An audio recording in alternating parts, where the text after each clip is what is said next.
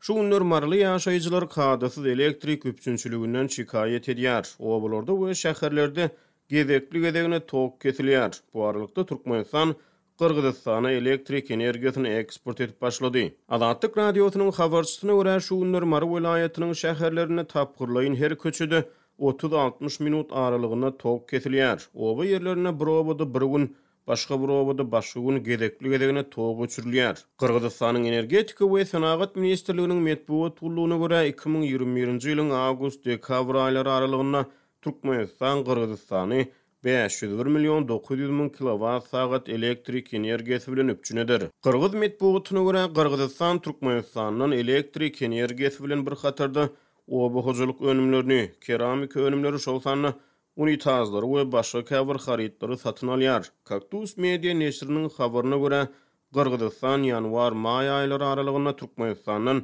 6,5 milyon dollara barabar gök bakça önümlerini, 200 min dollar töweregine keramik önümleri, şolhanna hajathana unitazlaryny satyn alypdyr. Trend neşriniň 9 awgustda habar bermegine görä Kırgızstan Türkmenistanyň sowda birjasyna iňi işçiň ýurt bolupdyr.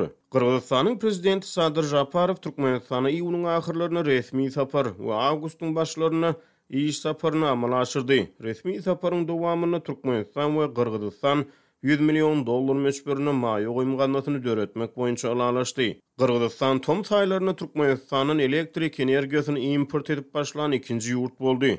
Ýatdasak iýunyň başlaryna Türkmen medeniýeti Iranyň sentýabr aýyna çenli Türkmenistanyň elektrik energiýasyny import edýänligini habar berdi. Iran iýun we iýul aýlaryna ýurdun dürli sebitlerine ýygy-ýygydan tok kesilmelerine şaýat boldy. Türkmen häkimetleri daşary ýurtlar elektrik energiýasy bilen üpçün edýän mahaly ilat aşy yssyk howa şertlerine kadasyz elektrik üpçünçüliginden ejir çekýär. Galaberse de häkimetler elektrik energiýasyny tyşytly ulanmak tagyrlalarynyň çägine sebitlerde dürli çäreleri durmuşa geçirýär. Ýatdasak iýunyň başlaryna Türkmen häkimetleri ýurdun günnäwir sebitlerine hojalyklardan Wolfram lampalaryny LED lampalar bilen çalışmagy talap etdiler. Bu talaplar Türkmenawatda bir iri elektrik transformatorynyň ýarlyp şäheriň epesli böleginiň elektrik üpçünçüliginden tas ýarym gün mahrum galan wagtyna gawat geldi. Şol bir wagtyň özünde Türkmenistan, Iran we Kırgızstan bilen bir hatarda Awganystana da elektrik energiýasyny eksport edýär. Azatlyk radiosynyň habarçysy bilen gurrundaş bolýan marly ýaşaýjylar hojalyklara berilýän elektrik energiýasynyň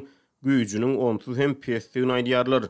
Habarçymyzyň maglumatlaryna görä yerli ýaşaýjylar güýjü pes elektrik energiýasy bilen elektrik enjamlaryny şolsanna sowadyjylaryny we kondisionerlerini işledip bilmeýänliklerini aýdýarlar. Türkmenistana şu tomuz howa aşy ysy boldy. Biziň habarçymyz marada kadasyz tog üpçünçüliginiň şäher ýerlerine svetoforlaryň işine de ziýan ýetirýänligini, kadasyz tog üpçünçüligi bilen baglykda köçelerde wagtyl svetoforlaryň duýdansyz öçüp awtolow hadisalaryna sebäp bolýanyny habar berýär. Şol bir wagtyň özünde Azatlygyň Lewap welaýatyna habarçysy hem Farabda her günnäň ýaly elektrik togunyň kesilýänligini habar berýär. Onuň maglumatlaryna görä Farabda elektrik energiýasy bilen üpçünçilik karhanasynyň işgärleri 3 ay bäri aýlyklaryny alyp bilmeýär.